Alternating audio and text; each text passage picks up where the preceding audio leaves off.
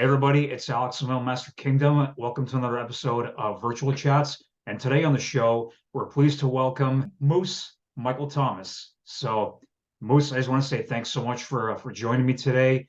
I'm really privileged to talk to you. I've been a fan for since I was a teenager, and so welcome. Hey, man, how's it going? Good, good, going really good. So, the first question I got to ask you is like the million-dollar question. Do you prefer to be referred to as Moose or Michael? Moose is fine. I mean, everyone's called me Moose since I was 14 anyway, so 13. So Gotcha. Well, it's where fine. where did where did Moose come from? It was just my dad called it when I was like growing up, and then my friends caught on then when they coming over my house and stuff, and then it just stuck. Was it like was it connected to like something like an incident in particular, or just something about the name? I have no idea. Do you know what? My dad just left, Oh, so really? I'll ask him. I see him on Sunday. Nice. All right, man. So obviously the main thing that we're here to chat about today is the new Kill the Lights album, Death Melodies, is coming out next month. I've had the chance to listen to it, and it's friggin' phenomenal. I have to congratulate you on that. It's definitely already one of my favorite albums of this year. Oh, Um, thanks. with this album, it definitely picks up where the Sinner left off. Every band when they go into a new album, they always have different goals. Did you guys go into this album with a certain goal in mind, or was it just a case of like with the Sinner, like just writing whatever felt natural? Yeah, it's just we never like sit down and have like a conversation where we should go right in like on albums and stuff. It just happens natural, and I think our goal is really is if regardless of the type of song we're writing, if it's good, then it gets finished, and then if it's super good, it makes the album.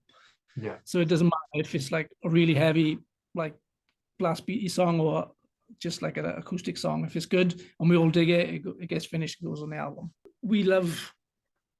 I mean, for me, when you put a metal album on and it's the same thing for I don't know, like over an hour, it just kind of gets a bit okay.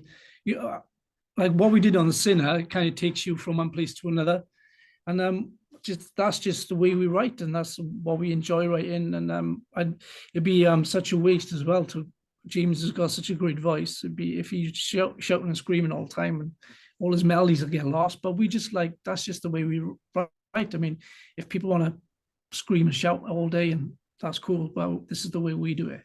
Yeah, for sure. And James got like a fantastic voice, so it's and a good range as well. Yeah, So for this album, did you guys work with Colin Richardson again? we did. Yeah, Colin Richardson and Chris Clancy.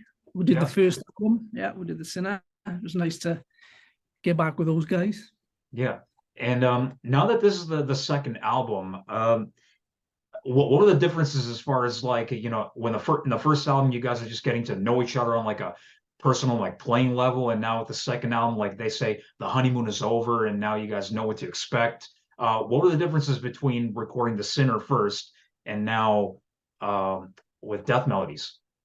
The Sinner was written and recorded basically by myself, Jordan, and James. It was only the three of us Yeah, when we did Sinner, and then like Travis came in later and just did all of his cool little solo bits.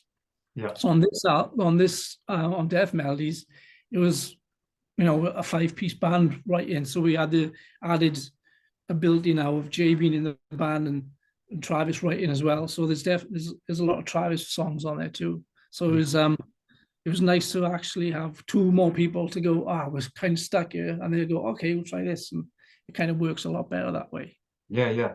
And as you mentioned, this is the first album with Jay in the band as well. So how did you and Jay in particular reconnect? We didn't really speak after Jay left Bullet. I Yeah, didn't see Jay at all. And then I left Bullet, yeah, and then didn't Kill a Light. So then I know he wanted to. He just texted me out of the blue. I was just like, oh fuck, this is like cool, and it was weird, but because I was quite taken back, like because I've known him since I was three, and then all of a sudden he's not in the band that we yeah. grew up in. And then, but he texted me, wanted some advice on, because he was had his own music thing going. So I said, come over and I'll chat you the best I can. And he showed me his music, which was really good. And then he left. And then the guys were like, oh, you should have asked him to, because we were in between bass players. And that it was just a weird moment. It's just like, oh yeah, maybe we should ask Jay Yeah. to be. I was like, okay. And I just sent him a text and he said, yeah, immediately, which was a relief. And yeah, it's nice to have him back, you know. Yeah, you got the original rhythm section of Bullet in the band right now, so that's definitely made like a lot of fans happy to see you guys together again. Oh yeah, definitely. I love, you know, like I said, I've known him since I was like 3 years old. Yeah, So he's my oldest friend ever anyway. So, and whenever I'm with that guy, he's just so fucking hilarious. He just yeah, yeah, cracks everyone up the entire time. And he's sober now as well. So he's been sober for like 6 years. And I thought, oh, is that gonna like affect his personality? But it's just made him even more funnier. yeah, yeah, yeah, for sure. You mentioned like Jay doing some music before you guys talked about him coming into the band. Did any of the music that he had written before that like make it to this album? No, he was writing with another guy. So I think it would have got a bit mishmashy with the other guys. So we were just like, look, we'll just do our thing at the moment. But the music he did with the other guy was really good. Nice. What are some of the what are basically like some of the songs on this album that maybe Jay like contributed a lot of to? I think you scream the first song. Mm, That was that was Jay flew over to Minneapolis with James and Travis for a couple of days, and they had like a jam writing session, and then they come back with Huge Scream and the last song Drowning, which is weird because it's the opening track and the last track that they all wrote together. yeah, for sure. Definitely one of my favorite tracks when I was listening to is I have two like aside from the singles that you guys released, a couple of like my favorite unreleased tracks that from the album are Ghost of Yesterday and Bleeding. How did those songs come about? Because those songs are like amazing. Yeah, it's weird because when we were trying to pick singles, I was like, ah, fuck, I don't know which one to pick for singles because everyone's got their own favorite. So we were Yep. just like, it's a good problem to have, by the way. That means you've got a good album. Yeah, for sure. um, yeah, but Bleeding is one of my favorites. I think that's going to be just like a giveaway track the day the album drops. I think that's the score of that one. Yeah, but that was written. Whoa, that was written 3 years ago. Really? Yeah, it was Chris Clancy who produced both albums. He was in the band for like 10 minutes. Mm, And we just started writing, and he said, oh, I got this song, and he give me the song, and I go, who? So I just muted all the drums because I like to put my own fresh thing on it. And then I sent it back to Chris Clancy, and he was like, holy shit, you've made it like 1,000 times better. And I was like, oh, thank you very much. yeah. And then James done his vocal stuff on it, and then we had Bleeding, and I was like, this is a really good song. Yeah, for sure. For the writing, I know because you guys are kind of spread out across the states and in Wales. How do you balance out the scheduling with how you guys maybe write together? Like, do some of you guys sometimes go over to the states and the guys over there will come over to Wales? How do you balance all that? Because that can get difficult sometimes. Yeah, we definitely the best stuff comes when we're together.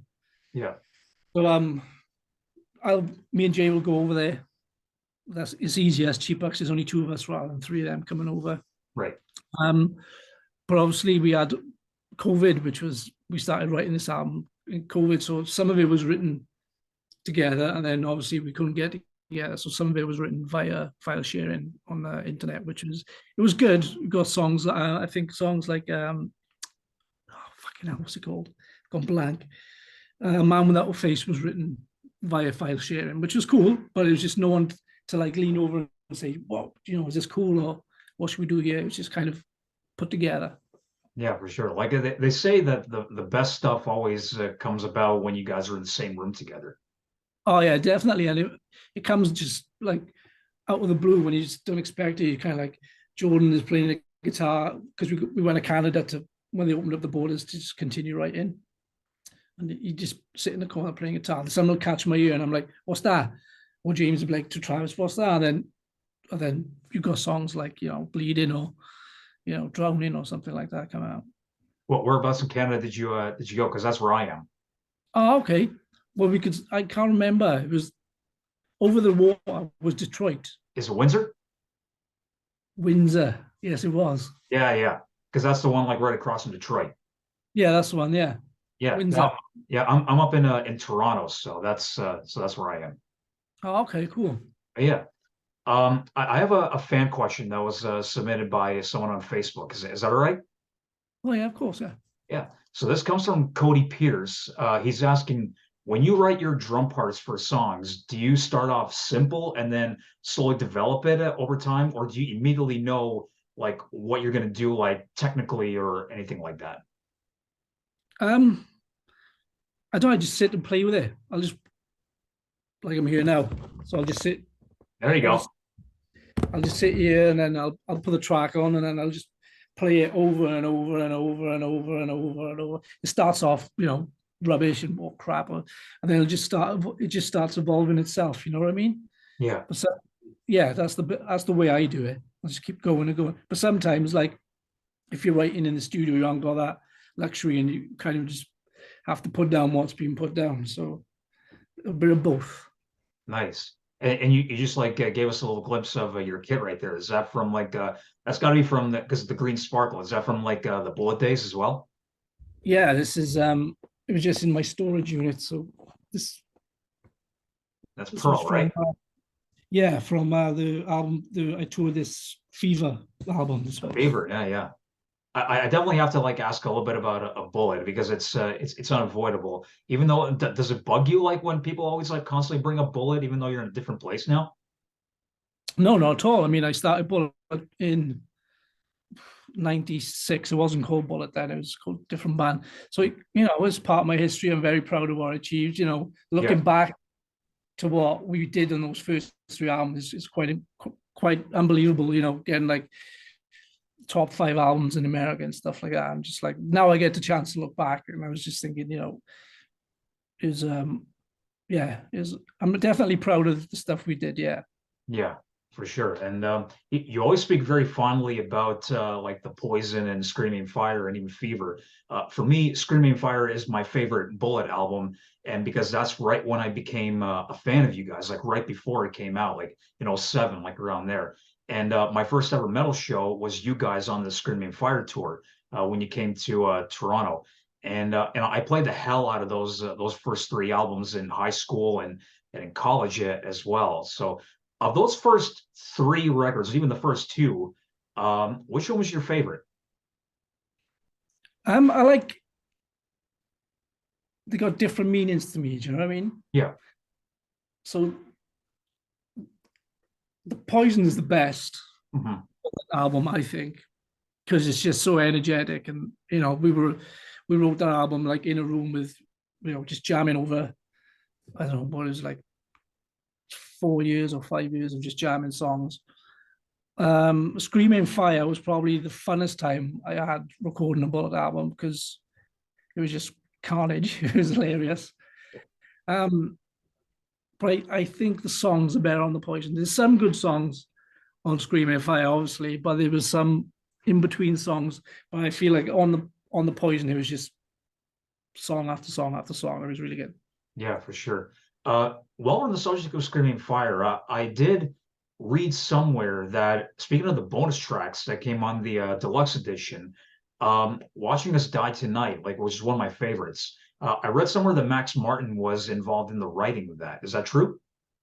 Correct. It was true. It was insane because the guy who signed us to Sony, Hmm. um, he signed like NSYNC and Britney Spears and stuff like that. Yeah. So he had the connection with Max Martin, who wrote all of those songs. And he was just like, and we was in Denmark, I think, and he was like, "Look, Max was flying from Sweden," and we were like, "But he writes all those pop music," Yeah. and he was just like, "Look, just give him a chance." Hmm. So it was insane. He flew in, put the headphones on, while we were like rehearsing or in like a venue, sat there for 30 minutes, took our headphones off, went back to Sweden, and then me and Matt flew to Sweden, and then Matt put the vocals down to so they wrote the vocals and the melody together. Okay. It was insane watching him, and I was just like, holy shit, no wonder he had so many hits back in the 90s. Yeah. But it worked, you know.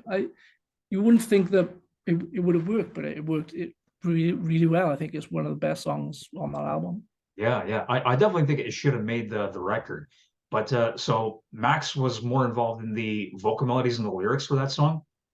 Yeah, the music was done. All the bonus material except for Ashes of the Innocent was done while we was doing Screaming Fire. Oh man, Ashes of the Innocent. What a song that is. Starting off with the blast beat. Yeah, that was the Yeah, one good reason why is another really killer track on there. yeah. I mean, all of them. I thought the bonus songs were better than some of the songs on the album. Yeah, Road to Nowhere as well. Like it takes things down a little bit, but it still has that little energetic bridge and into the outro. Yeah, I mean, the only reason why they didn't make the album is because Matt didn't finish the vocals Yeah, for those songs. So there was just like 4 or 5 songs left with vocals, and we were like, well, may as well finish them yeah, and put them out. But then I feel Sony didn't push those songs hard enough because, but whatever, you know, they're out there for everyone to enjoy. So yeah. And one last thing that I wanted to sneak in there regarding while we're on the subject of Screaming Fire. When I told earlier today, when I told my girlfriend that I was going to be like chatting with you, she brought up the fact that Forever and Always from Screaming Fire is one of her favorite songs. And she just asked me to like, if she could just say, hey, like that. So pass on her regards.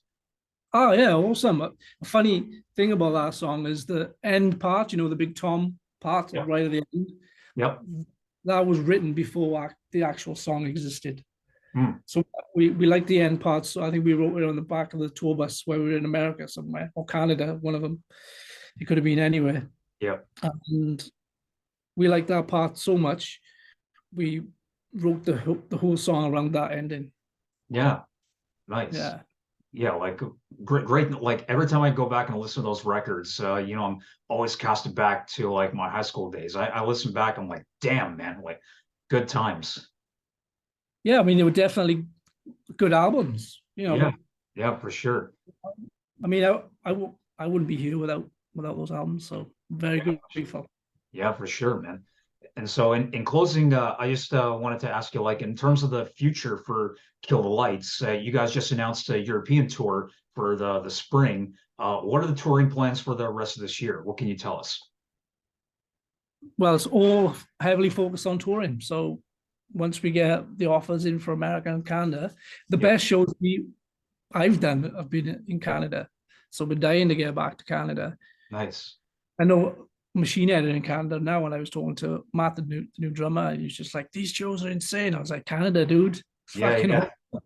Yeah, I just saw Machine Head here on Monday night, and they delivered like an incredible show. The sound at the venue was spot on, and Oh yeah, the new lineup is killing it right now. oh yeah, that last album they put out, I was like, that might be the best album they've done. For sure. That Even is, even that over Boomer, I don't know, Boomer is still a classic, but is it because I heard it the first, you know? But this new album's fucking killer. yeah. Like I believe it's right up there with Burn My Eyes, The Blackening, Through the Ashes, Onto the Locust, you know, like that. Those are all like classics. Oh yeah, definitely. I love Machine Head. Always have. Yeah, for sure. All right, Moose. Well, that's pretty much what I got for you. I just want to say once again, thank you so much for your time. Being a longtime fan, it was great to talk to you. And I wish you all the best with Kill the Lights going forward, and hope to see you guys here in North America and Canada at some point, hopefully this year. Definitely, man. It's been great talking to you. Thank you very All much. right, excellent. All the best, man. Well, see you later. Okay, see you, man.